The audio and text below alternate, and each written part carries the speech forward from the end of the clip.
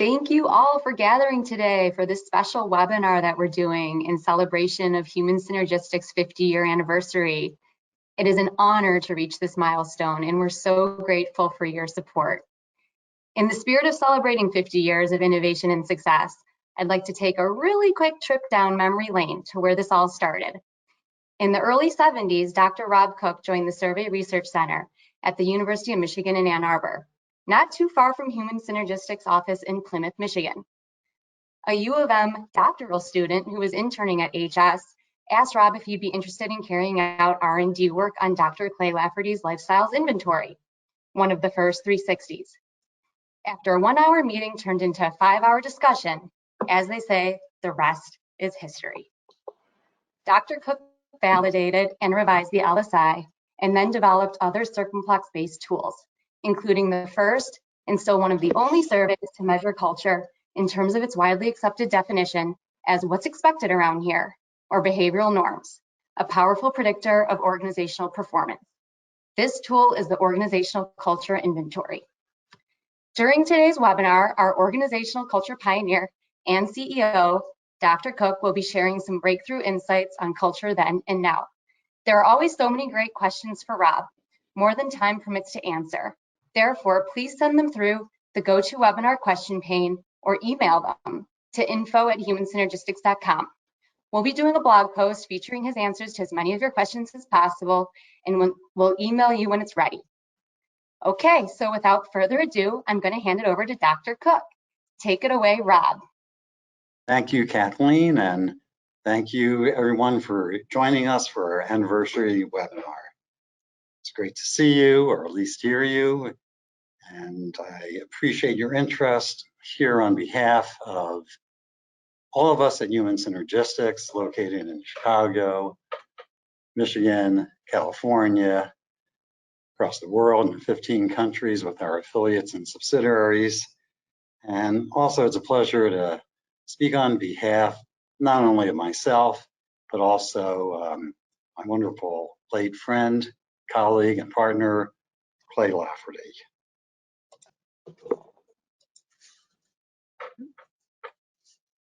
Now we're going to see if we can change that. Thank you very much. I have Jessica here who is helping me navigate GoToWebinar. Thank you again. All right, this is, we're getting to the first slide. There we go. This is our agenda. We are going to talk about the OCI primarily today with a then versus now perspective. We want to talk about how things were in terms of the notoriety and visibility of organizational culture, how one goes about measuring it, the perceived impact of culture, and the question about can culture be changed? And we want to do so, given that this is our anniversary, in terms of then, that is back in the 1970s and even more so in the 1980s versus how things are now. Before getting into then versus now, I just want to give a brief overview of why we developed the Organizational Culture Inventory and what the thinking was behind it. As Kathleen reviewed with you, started working with Clay very late in the 1970s, early 1980s, and one of the main things that I was interested in was our tool for self-development.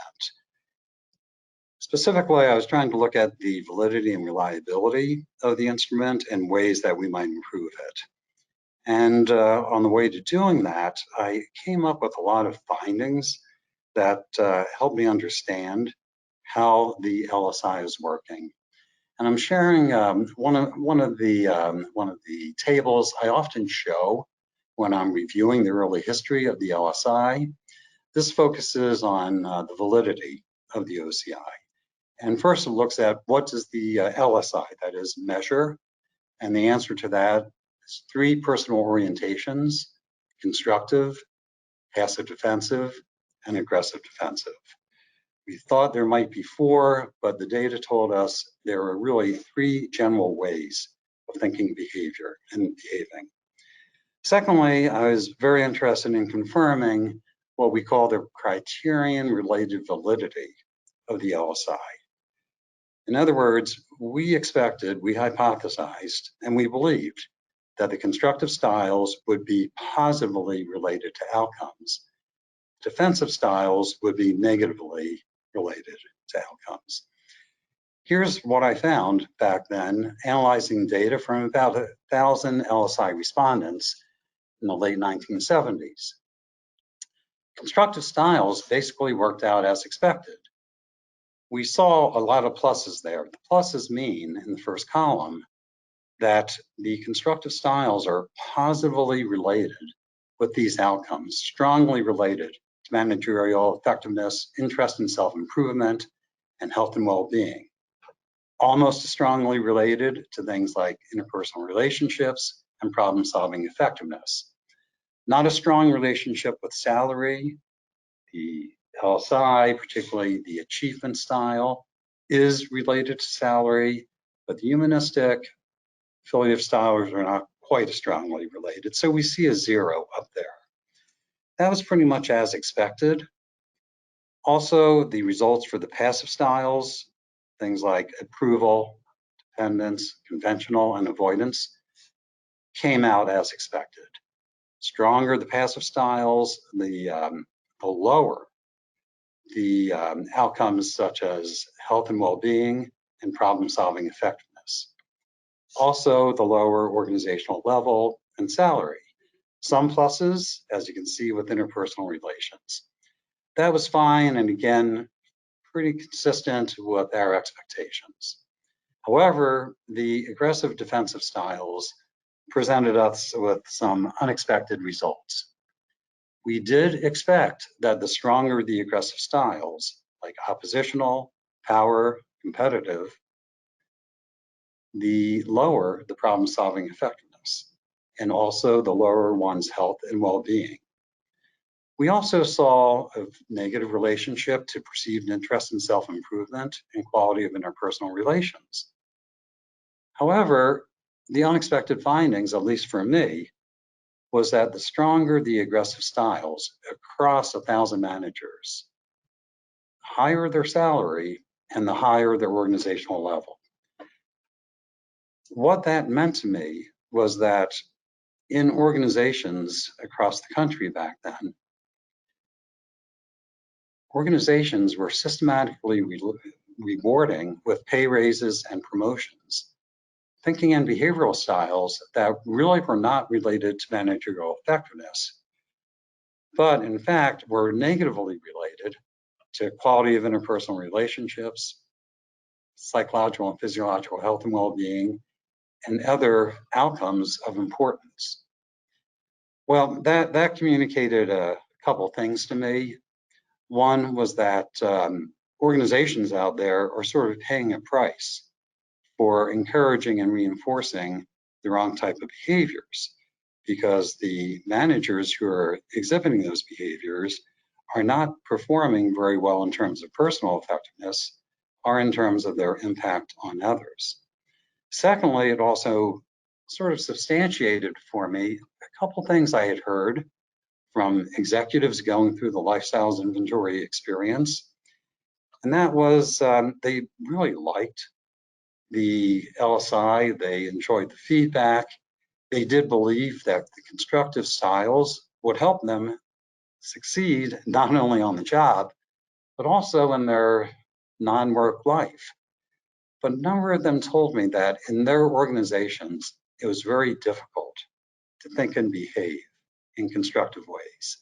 I'll never forget, one of the mid-level managers told me, you try and be constructive, you try and be affiliative, humanistic, self-actualizing. People around you will chew you up and spit you out.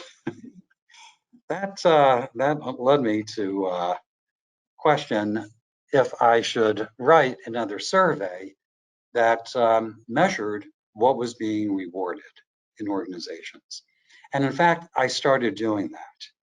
But the further I got into it, I kept thinking that it's more than just what's being rewarded. with raises, and with promotions. It's like a whole culture that supports aggressive styles rather than constructive styles. And I came up with that after thinking about the work of one of my professors, not only as an undergraduate, but also in graduate school at Northwestern. His name was Edward T. Hall. And back then he was really a very famous anthropologist, cultural anthropologist, who lived for a while with the Navajo Indians, traveled a lot to places like France and Japan, and wrote about societal cultures. I attended a lecture of his as an undergraduate, and I was fascinated by it. And I went right over to the Student Union bookstore and bought a copy of his first book. It was called Silent Language. Paperback book, cost me 75 cents, still have it to this day. Best purchase I've ever made. Fascinating book and expanded my thinking. And the more I thought about the results with the lifestyles inventory, the more I thought about I have to write a culture inventory. For those of you who are younger, you may not have read any of Edward T. Hall's book, but you probably have heard of him through the culture iceberg. This culture iceberg with visible culture and invisible culture is always attributed, or often attributed, to Professor Hall. Just between you and me, I really don't think he created it. I think someone else created it. And I was trying to give him credit for talking about the invisible nature of culture. I usually don't use the iceberg. Having revisited it recently, I may want to write something about it. But in the meantime, I just want to leave you with one thought, and that is that what we have at top, very subtly, I made a change here. It's really not culture. It's something else like visible climate. Back in 1981, I started reviewing Dr. Hall's books, including Silent Language and Beyond Culture. And I was specifically looking to see if anywhere he mentioned the term organizational culture. I had remembered seeing it occasionally in some books. I really wanted to see, though, if an expert like Hall believed that organizations as well as societies had cultures. I found a little bit about bureaucracies. I never did find an explicit reference to organizational culture, but I did see wonderful quotes like this. One of my favorites is, "It is not man who is crazy so much as his institutions and those culture patterns that determine his behavior." So what he was saying was a lot of the crazy things we do, like behave very aggressively, really is not due to our own personal style necessarily, but it's to the culture within which we operate. And that culture is at least transmitted through the organization. So that was somewhat encouraging that maybe if I wrote a survey around organizational culture, people would accept and believe what I was talking about. I also went back to one of my favorite books when I was in the doctoral program at Northwestern University. It was by Daniel Katz and Robert Kahn, who became my colleagues when I went to the University of Michigan. In fact, they had explicitly mentioned organizational culture and had defined it in terms of norms and values, which was the definition that I accepted, in a very useful and interesting way. And they said, just as society has a cultural heritage, so do social organizations. They possess patterns of feelings and beliefs that are passed along and perpetuated to new members. They actually had organizational culture mentioned on 2 pages, pages 65 and 66 of their original book. Now, that's out of 500 pages. So it's not a big amount of mention for organizational culture, and basically communicates to you back in the 1960s, 1970s.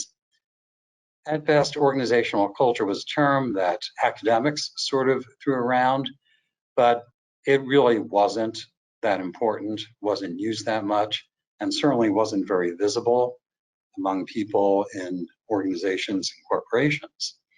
Worse yet, I went to the second edition of their Social Psychology of Organization book, which was published in 1978. The book expanded by 300 pages. A lot of knowledge had been generated around organizations over those 14 or 15 years. Unfortunately, not much happened in the area of organization, and still only 2 pages were dedicated to it. That sort of concerned me a little bit, thinking that this may not really be of use to organizational scholars, but I went ahead anyway. I was encouraged by other type of things. I'll get back to that a little bit. I want to switch a little bit to organizational culture then versus organizational culture now. When I first started writing the organizational culture inventory, I had these Xerox copies of the inventory that I would share with people. And I would ask people in various organizations, would you like to try my organizational culture survey? And they would answer me with these kinds of questions, almost invariably. It was a new term. It was sort of unheard of. People thought I was confusing it with climate, but I really wasn't. I said, no, I mean culture. They would then ask, do organizations really have cultures? And I would say, yes, I'm convinced they do. They'd ask, well, wouldn't it be just the same as the culture of the country within which they're operating? I said, to some degree, yes, but really no. Those kinds of questions persisted for years, and I came to expect them, and I came up with some really good answers for them over time. But fortunately, over the course of the 1980s, those questions came up less and less through to 1990. The reason, fortunately, had to do a lot with what people in universities and people in organizations were reading. 1980s were an interesting time. Issues like quality of work life were still very, very important, coming through from the late 1970s. Just as important were questions about, are we performing in this country, and are organizations performing as well as they should be? I know many of you really weren't even born in the 1970s, so let me just say one other thing besides quality of work life being very important. Issues around service quality and product quality were also becoming more and more important. And issues around why weren't our organizations performing better, performing more like some of the organizations in Japan with respect to not only quality, but also making things smaller and making them more inexpensively. And back then, we had a very interesting book following up on Theories X and Theories Y by McGregor, a book called Theory Z by William Lucci. And that book got heavily into the differences between our society culture here versus that in Japan, and also differences in organizational culture. And it really, in a way, introduced the notion of organizational culture back in the early 1980s to organizational members, executives, managers, academics. Right after that, In Search of Excellence came out. Probably one of the most widely read business books of all time. And I was extremely pleased when the book came out because they were talking about organizational culture. And they made it very clear that cultures of organizations within the United States could differ. And they could differ radically, and those differences had great implications for organizational performance and organizational excellence.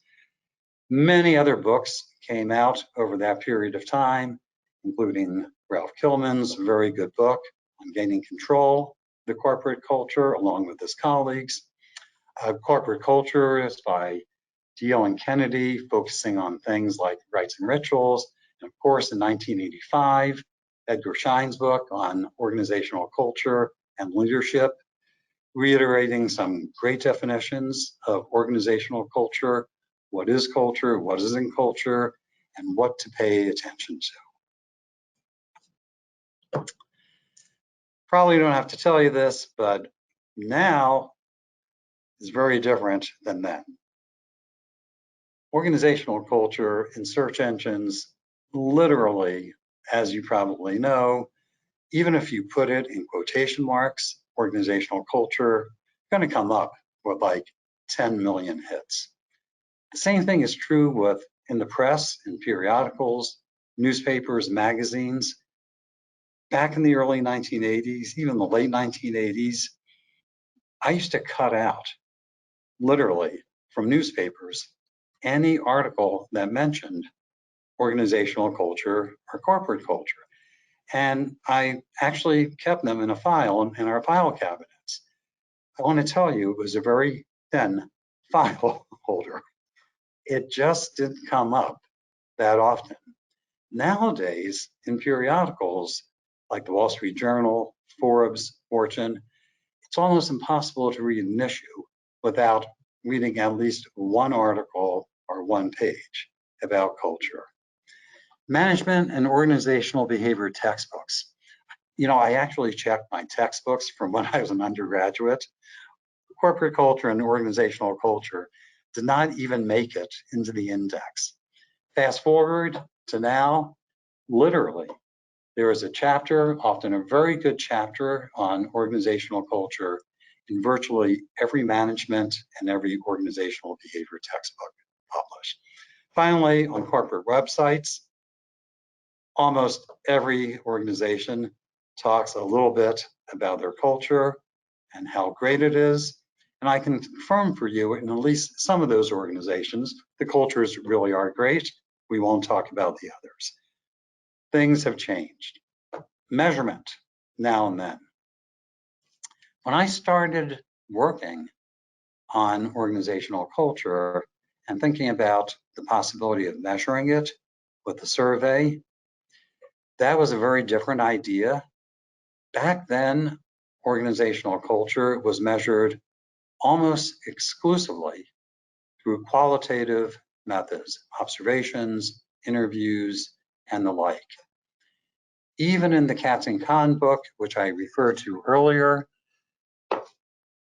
and even though the Katz and Kahn were at the University of Michigan Survey Research Center, in their original book, they stated that it probably is best to use observation and other qualitative techniques, like interviewing, in order to get into culture in organizations.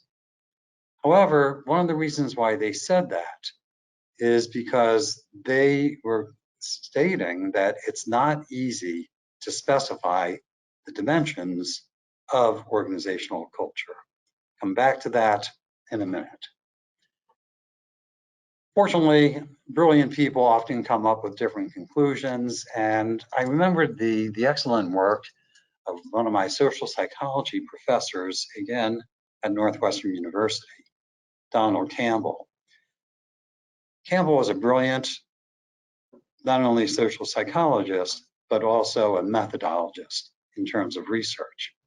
And he created the notion in the social sciences of triangulation. And many of you have probably heard that word. Also created the academic concept of multi-methods for measuring multi-traits. It's an academic term, but it basically means the same thing as triangulation.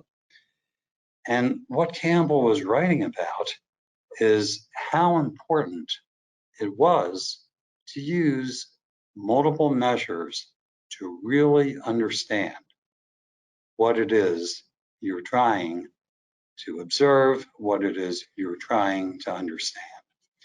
And I figured, that wins out. Even though surveys are not well used, are not widely used at all to measure culture, not used to measure organizational culture, we're going to try it.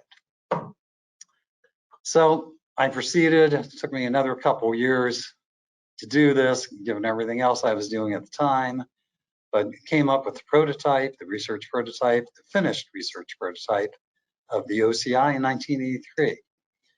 And what I had decided in getting there is that we would focus on norms. Why? Well, a number of reasons why. First, behavioral norms, expectations, already had a history of being measured reliably by researchers, particularly psychologists who were interested in understanding what people believed was expected of them and other members of their groups. So that was important to me. Number two, norms for me to operationalize, to come up with words in a survey for people to understand what I was looking for, easily to set up and measure than things like values or assumptions. Values are tricky because some values are espoused, they're what people say they value. Others are enacted, the values that they really use from day to day. Didn't want to deal with that right away. Assumptions were even more difficult to measure. I went with norms. Very importantly, from an organizational development point of view, out of all the dimensions of culture, I was convinced that norms were the most important for organizations to get feedback on. Norms are the aspect of culture that are most strongly related to behavior. And behaviors are what leads to performance, either poor or excellent performance in organizations. Finally, I was working with the LSI. I was working with it. I was working with the brilliant survey that Clay put together, spending a lot of time trying to make it even better. Clay initially based the LSI strongly on his own qualitative research and practice. It was already a tool that was based on qualitative research that in fact specified a conceptual framework and also the dimensions for measuring culture norms. So we ended up with the OCI pretty much like it is today. And today, surveys are used all over the world for measuring organizational culture. Millions of people have responded to the OCI to give the others within their organization a look at what their operating culture happens to be. If anything, we have to remind people using the survey that they should also use interviews, observational methods, other techniques along with the OCI. In other words, they shouldn't just focus on our quantitative measures.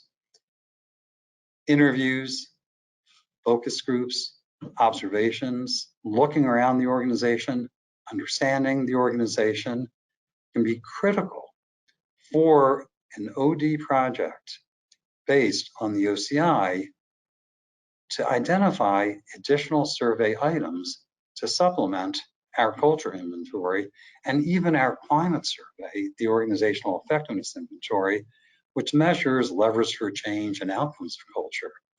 We find that there are certain things going on in specific organizations that we want to quantify. and we want to add as supplementary items to make sure our survey is capturing everything of importance.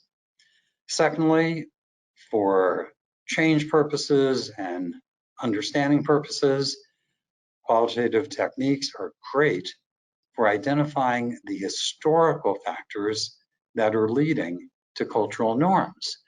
And one of the ironic parts about this is that in some cases, through interviews and looking at historical documents, people start realizing that certain norms exist for reasons that aren't even relevant anymore, dating back, for example, to leaders who retired many years ago. So that's also important. Generating stories, real life examples for confirming the strength or weakness of specific norms. We like to include, if the clients agree, open-ended questions at the end of our culture and climate surveys that ask people for their observations, if there's anything that they would like to add, either beyond what we've already measured or to exemplify what we've already measured. Additionally, illustrate how norms are played out in group settings. We do have a companion survey called the Group Styles Inventory to measure group processes and to show how they run parallel to cultural profiles. But again, there's additional information to be gained from observing group, giving them feedback on how they're doing, and being able to talk about the dynamics. Finally, the multiple methods really help organizations to get at the positive and negative outcomes of their current culture, of weak constructive norms and strong defensive norms. That really adds motivation to go ahead, not only with the culture survey, but also with the agony and the difficulty of cultural change. Another thing that has changed dramatically over the past 40 years is people's perceptions of the impact of culture and whether or not culture really matters. My reading and my belief is that organizational culture has always had a tremendous impact on the performance, the sustainability of organizations, satisfaction, motivation of members, the quality of group processes. But the fact is, early on, it really was not recognized. Probably the most frequent question I've been asked over the years about culture is, does it really matter? And what, if anything, the culture of an organization is related to? We have worked very hard over the past 30 years, I guess over the past 40 years, to be able to address this question. These are 4 ways we've done it, with cross-sectional research relating cultural styles to outcomes. By cross-cultural research, I mean, we'll take a look at like 100 organizations. And we did this a number of years ago with newspapers. And for those news media organizations, we would measure their culture. We would also measure outcomes of importance to those newspapers and also, in some cases, to other organizations. And in the newspaper study, as an example, we found that the constructive styles had a significant impact on the extent to which readers actually read those newspapers. We literally surveyed readers to see how much time they spent with the newspaper.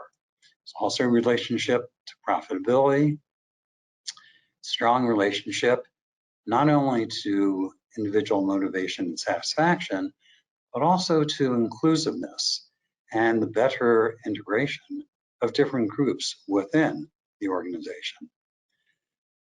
We've also created, and we did this very early on, the ideal version of the organizational culture inventory, we had ideal profiles to show people, to say, hey, you know, your culture should look very constructive,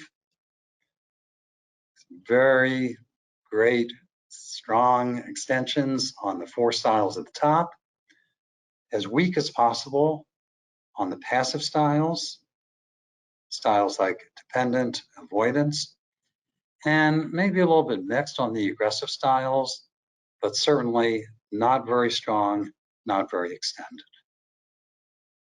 Found out very soon that it was better to let organizations define their own ideal culture, because when they saw these ideal profiles, they would always say things like, well, our industry is different, or just our organization is different, and what works elsewhere won't necessarily work for our organization. That was one reason. I found that they would come up with the same ideal profile, very constructive, as our historical ideals, but they were more convinced that it was important. The other thing is that I personally wanted to check the ideal profile and the fact that people, experts, expect it to be related to outcomes in certain industries. So for example, the OCI became the most widely used survey in nuclear power plants. I would estimate that about half the nuclear power plants in the world have used the OCI. I thought, you know what, we better make absolutely sure that we're right, that it is the constructive styles and not styles like perfectionism or competition or conventionality, following the rules, that really lead to safety, reliability in nuclear power plants. And really, every time I had the opportunity, I remember one time was in Wausau, Wisconsin, where I was presenting to about 50 nuclear power engineers and managers. I would have them do the OCI. And yes, the profile also came out in those kinds of organizations as strongly constructive as they would come out in service organizations. Another thing we've done is to write and have a number of presentations on longitudinal case studies showing changes in culture and then concomitant changes in organizational performance. And at this point in time, between what we have in the United States, Canada, Australia, we most likely have 100 case studies, in some cases over a period of 20 years, showing that as organizations have been able to move their culture in a more constructive and less defensive direction, they have seen important changes in performance. And that is performance measured along multiple criteria. Could be things like motivation, satisfaction, teamwork, coordination, but also outcomes like growth, profitability, and other relatively tangible metrics, including safety records. Finally, we've run a number of analyses and published some very boring articles that show that culture is related to performance in similar ways across industries. And that includes the fact that every industry we looked at, in fact, rated constructive norms and expectations as being the most important types of norms for increasing performance. And we also see very similar trends, correlations, once again, across different industries. What's happened now is sort of the opposite. Now I worry that people all the time are attributing everything related to performance to culture. And yes, maybe culture is involved, but my concern is that they don't pay enough attention to other factors within organizations that either lead to culture or to direct performance.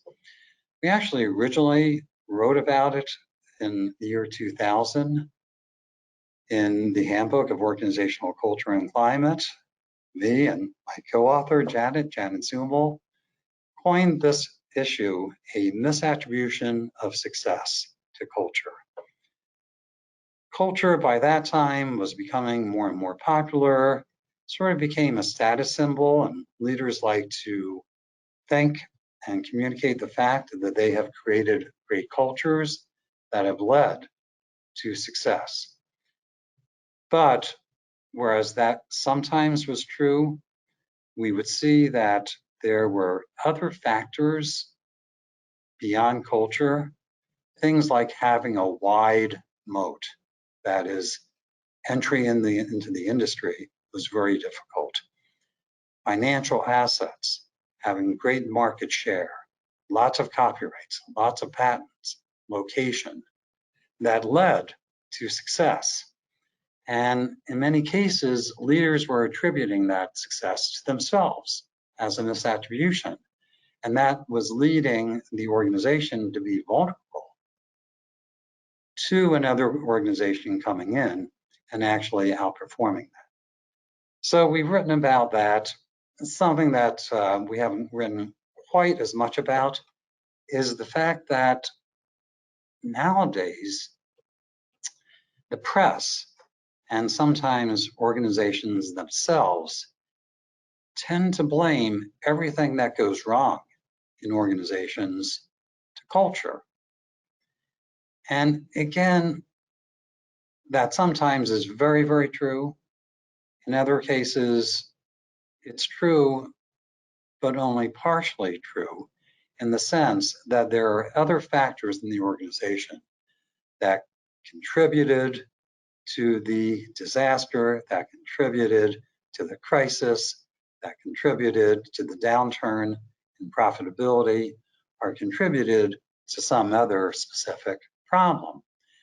And in dealing with the problem, it's important for organizations to know that, yes, they have to look at their culture. Their culture may be broken, their culture may have gotten more and more aggressive and passive over time, but there are other things going on in the organization that in some cases contributed that regression in culture, in other cases also led directly to the outcome. Finally, what I want to address my last few minutes is the differences in beliefs and perceptions and the reality of changing culture over time. Back then, particularly in the very early 1980s, many people would say, well, I'm not really sure if we can change our culture. In fact, I'm not really sure if organizational culture itself changes or is conducive to organizational development efforts to modify it and to move it in a different direction. And it's interesting because many of the early writings on societal cultures as well as organizational cultures were carried out by people mainly interested in understanding organizational culture. And there really weren't as many studies looking at culture change, and particularly with organizations, the effect of culture change techniques. So, there are reasonable reasons to question whether or not culture could be changed. And in any case, if we believed it could be changed, it was very, very difficult to do. One of the reasons was, as I like to say, culture itself, organizational culture itself, is the greatest barrier to culture change. the more defensive the culture, the more difficult it is to initiate and implement change. It's sort of ironic because the organizations that need to change their culture the most, those that have relatively weak constructive styles, and on the other hand, relatively strong passive and aggressive styles, are the very organizations that could benefit the most from culture change and culture change initiatives. However, again, their very culture makes it difficult to initiate and implement that change. So over the years, we've tried to do as much as possible to help organizations in other ways to overcome other barriers to culture change. One is that members lack a common language to specify the type of culture that would be ideal and which would lead to greater effectiveness. In other words, there really aren't words for talking about, in many cases, the kind of culture we believe would really work, and particularly words that are linked to behaviors. There are high-level words for describing the types of cultures we would like to have, but not as many specific words that link and describe behaviors. Similarly, I should mention that's also a barrier to understanding current cultures of organizations. The lack of a common language to talk about the operating culture, what currently exists, and also to measure factors at other levels, group and individual, that also are related to culture. So that's number one. Number two, somewhat related, members really don't see norms. And very importantly, do they recognize the climatic factors that lead to culture? So it's very important for people and organizations to understand that structures, for example, the centralization of the organization leads to cultural norms. High centralization leads to a very power-oriented culture at the top and a very passive, reactive culture at the bottom. Job design. Literally, the design of jobs, which in a way is a part of the technology of organizations, communicates to people how they're expected to think and behave on the job. Systems, HR systems, like reward systems, communicate whether or not to think and behave in constructive ways. If not, people behave in defensive ways. The use of punishment leads to avoidance. The use of rewards, both monetary and in terms of praise, leads to the constructive styles. Another problem, leaders don't really understand the impact of culture on their own behavior and how what they're doing is really driven by the cultural norms around them, nor do they see or understand, in turn, the impact of their own behavior, their impact of their behavioral styles, their leadership strategies on the behavior of others. Finally, and this is a little bit subtle, but we have found that in general, members at the top of the organization view the culture more favorably than those at lower levels. So particularly in organizations that are really defensive, what we find is that, yes, the culture is somewhat defensive at the very top, but it becomes progressively more and more defensive as you go down through the managerial levels, supervisory levels, to the people on the line, and it becomes critical at those lower levels.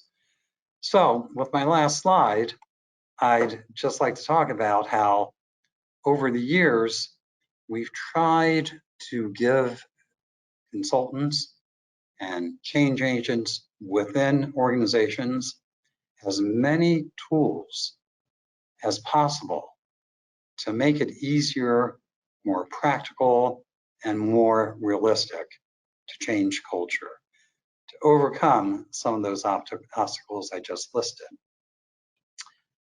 Not necessarily in the same order as I listed them, but on the far left-hand side of your screen, you see within our model of how culture works, the OCI profile. And this, again, is the ideal profile. It's how people within most organizations in North America and other Anglo countries view the ideal culture. Constructive styles are paramount. And in fact, in organizations throughout the world, regardless of societal values and norms, people agree that is the constructive styles that are most important for the ideal and most important for improving performance. In certain other societal cultures, the defensive extensions are somewhat more accentuated than on the profile here for North America, but there is common agreement that the constructive styles are paramount. In our model of how culture works, which is what you're seeing on your screen, hypothetically, in organizations, that ideal should turn into the current culture. And that current culture should lead to all kinds of good outcomes. But we have found, as many of you have found, the ideal culture does not automatically translate into the same positive culture on a day-to-day basis. So what we did over the years is to try and figure out what are the factors within organizations that are most important in determining the current culture of an organization. And this goes back to what I was talking about earlier. The last slide, people and leaders really do not recognize that within organizations, things are created, structures, systems, skills and qualities are developed, jobs are designed in ways that do not represent constructive values. And what happens is structures and systems are often out of alignment with that ideal culture. And again, as I said with the other slide, it's really those factors and how people perceive structures and systems, technology. In a way, it's organizational climate that leads to the actual current operating of cultures, and that's why you get the disconnect. So we provide people with a survey, our effectiveness inventory, that measures the structure, systems, and technologies and helps them to define, to identify what climatic factors within the organization should be changed in order to change culture. Finally, we provide people with other information, and we provide them with notions of what is most important to change in terms of the current culture to lead to better performance, to greater outcomes at the individual level, the group level, and the organizational level. And we also provide members of organizations with subunit profiles so that they can see that, as I said before, cultural profiles often become less constructive and more defensive, as you move down the organizational hierarchy, so they better understand how important it is to change culture. We also do one other thing that I believe is very helpful to organizations, leaders, and change agents. We present subgroup profiles for different departments, different work groups. And we also can present different effectiveness data for those subgroups and departments. And what organizations consistently see is that those units and departments with the most effective, constructive, blue profiles are also the ones that are performing most effectively.